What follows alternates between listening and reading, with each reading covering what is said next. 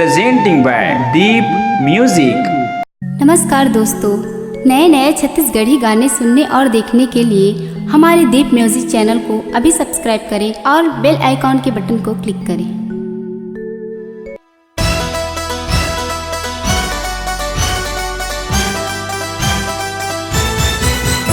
झकास हवे गोरी रे भारी मुस्कुराते, झकास हवे गोरी रे भारी मुस्कुराते।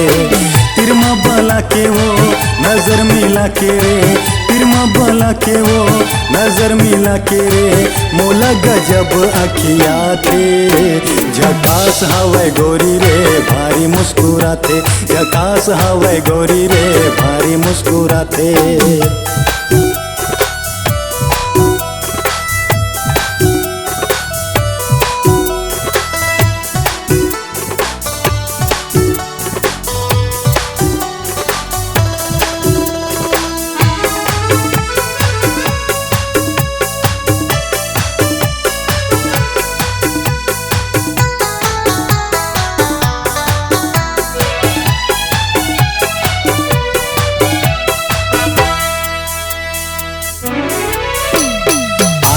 बनी तैं बहिर उड़ के जाथस गोरी लकर धकर, का खवाबे मोला का पियाबे रे, लेके जाऊँ मैं तोला शहर।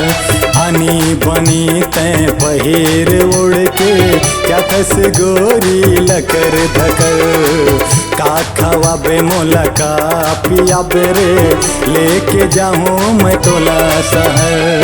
माया के गोट तोरकुन मोर से गोठिया ले वो, माया के गोट तोरकुन मोर से गोठिया ले वो, बोली घलो तोर सुहाते। झकास हवे गोरी रे भारी मुस्कुराते, झकास हवे गोरी रे भारी मुस्कुराते।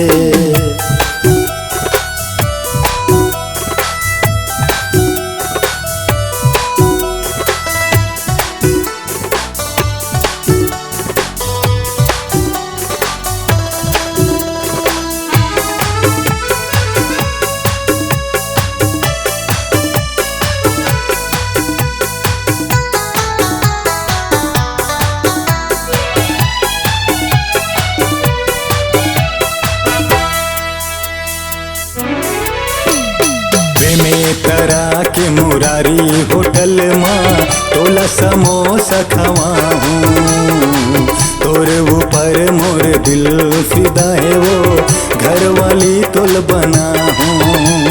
बे में तरा के मुरारी होटल माँ तोला समोसा खवाऊँ, तोर ऊपर मोर दिल फिदा है वो, घर वाली तोल बना हूँ।